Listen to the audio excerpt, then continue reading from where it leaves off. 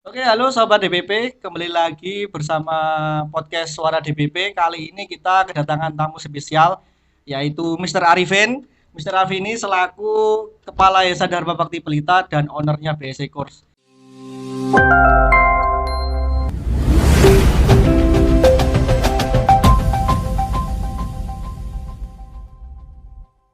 Bagaimana kabarnya Mr. Arifin? Alhamdulillah baik. Oke, berarti kali ini siap untuk kita ulik-ulik nih di Wah, Mr. Arifin. penasaran nih. Uh, Apa aja nih? untuk pertama, bagaimana kesan-kesannya melihat studio yang baru dari Yayasan Dharma Bakti Pelita ini? Wow, lumayan keren. Ya, baru datang pagi ini terus masuk di studio. Uh, Wow, ada apa nih? Nah, jadi, ternyata sudah uh, menyiapkan untuk apa namanya studio mini. jadi ini Terima kasih. adalah perdana kita podcast dengan kepala yayasan sekaligus ownernya BSC Course. Kita mau tanya-tanya nih terkait karena lembaga yang berada di bawah yayasan kan salah satunya adalah BSC Course yang sudah survive yang sudah lama gitu. Ya, Kita mau benar. tanya-tanya nih Mister. Oke, Dulu oke. kenapa buat BSE gitu? Kenapa buat BSE? Ya, ya. Jadi gini, singkatnya ya, dulu itu ketika tahun 2012 itu saya baru lulus SMA dulu. Hmm. Waktu itu saya itu disuruh untuk belajar lagi Hmm. sama orang tua. Tapi belajarnya itu belajar bahasa Inggris. Nah, Oke. padahal waktu itu saya itu nggak Nggak suka suka. banget. Nah, nggak Nah, suka itu betul. banget. Padahal hampir cenderung kebenci dengan bahasa Uh, Inggris. Akhirnya saya menolak waktu itu. Saya nggak mau belajar bahasa Inggris. Wah, aku yang nggak bisa bahasa Inggris. uh, Bahasa Indonesia saya, nilai saya itu adalah 60. Lah, terus bagaimana dengan bahasa bahasa Inggris. Inggris? Nah, waktu itu pada mindset saya seperti itu. Tetapi orang tua tetap kekeh, wes pokoknya kamu belajar dulu sana, belajar di kampung Inggris sana. Saya itu nggak tahu juga kampung Inggris. Apa Berarti baru kampung Inggris? pertama kali ke sana. Iya, baru pertama kali ke sana Uh, dan saya em, di pikiran saya kampung Inggris itu semuanya pakai bahasa Inggris hmm. dan setiap hari kita harus ngomong pakai bahasa Inggris. Ternyata tidak, Oh. ternyata tidak. Dan banyak sekali yang saya dapatkan di sana yang dulunya tidak saya dapatkan di sekolah-sekolah Hmm. Hmm. formal, yaitu tentang bagaimana kita harus survive untuk mendapatkan sebuah nilai dan bagaimana kita bisa mendapatkan ilmu di sana. Gitu. Jadi mau tidak mau, bisa tidak bisa ya kita harus berdiri pada kaki kita sendiri. Betul. Gitu. Berarti setelah pulang dari kampung Inggris langsung buat BSI gitu. Eh, Atau belum. oh. Jadi 2012 saya berangkat, 2013 kurang lebih saya 1 tahun di sana. Hmm. Setelah itu saya nganggur juga di rumah. Wah. Ini ngapain? Saya mau ngapain setelah Uh, pulang dari kampung Inggris? Bisa mau bahasa Inggris, saya mau ngapain? Karena saya belum kerja waktu itu. hmm.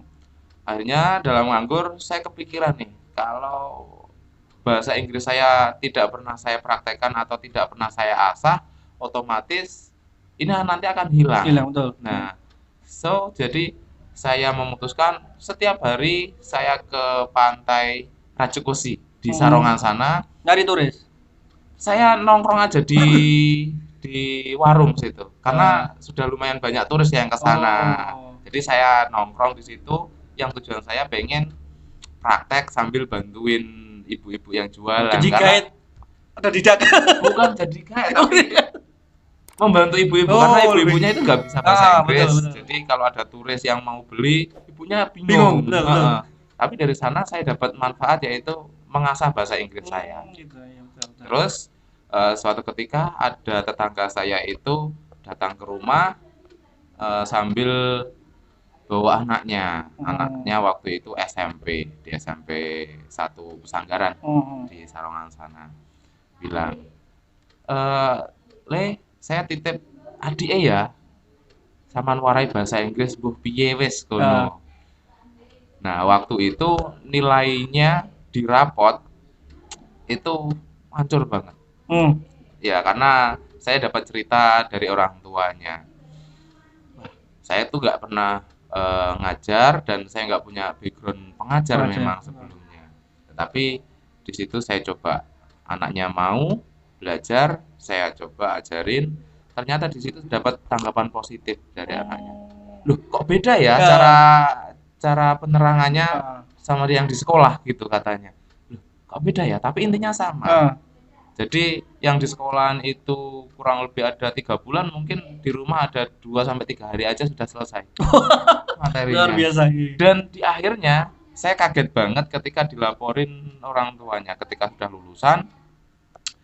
Loh, lah iki anaknya adiknya mbok warai apa? Kok iso koyo ngene loh? Maksudnya gimana ini? Saya kaget. Loh, maksudnya pripun? Nah, gitu. Loh, kok iso bahasa Inggrisnya terbaik sak sekolahan. Jadi Dengan- terbaik sak sekolahan. Wow. Jadi yang dari nol, yang dari belakang, akhirnya lulusan itu dapat terbaik. Saya kaget juga di situ. Ternyata apa yang saya sampaikan bisa diterima. Berarti intinya apa yang membuat si siswa itu kok dengan Mr. Arifin bisa hasilnya maksimal di sekolah kok tidak? Itu berarti yang beda apa? Materinya sama aja materinya. Nah, di situ saya mencoba mengutak-atik sebuah metode. Jadi gitu metode. bagaimana materi ini dijelaskan dengan sesuatu yang berbeda, akhirnya simple dan tidak sulit untuk diterima. Oke, jadi dari meramu-ramu metode itu kemudian Mr. Arifin kembangkan dan akhirnya menjadi BSE Course gitu memulai. Benar, itu awal mulanya BSE Course. Terus kalau ngomongin kan kalau tadi dibilang dari 2013 sampai sekarang 8 tahun lah ya. Kurang lebih 8 tahun. Itu gimana suka dukanya bisa sampai survive? Karena apa ya? Karena kalau melihat sebuah usaha itu ketika dia memang kualitasnya bagus itu dia akan mampu bertahan, tapi kalau yang ecek-ecek mungkin dalam 1-2 tahun akan tumbang dan BSE mampu bertahan sampai sekarang itu ya. Gimana suka dukanya? Kuncinya apa gitu? Karena ini berawal dari pengalaman pribadi juga sih. Saya merasa ketika saya lulus sekolah SMA, saya sulit untuk mencari sebuah pekerjaan karena saya nggak punya background skill apapun. Saya mau kerja apa, skill juga nggak punya, siapa yang mau gaji saya, seperti itu. Dan ternyata itu tidak dialami saya sendiri. Banyak teman-teman saya yang mengalami seperti itu. Karena tidak punya skill di situ. Dan ya sekolah ya hanya buat formalitas aja untuk teman-teman itu. Yang penting sekolah, nanti lulus dan pikirannya langsung kerja. Padahal dunia kenyataan ini untuk mendapatkan sebuah pekerjaan itu kamu bisa apa? Betul itu. Kamu bisa apa? Dari situ saya tergugah kalau begini terus ya ini tidak akan pernah bisa maju. Ya minimal lingkup desa saya, lingkungan saya dan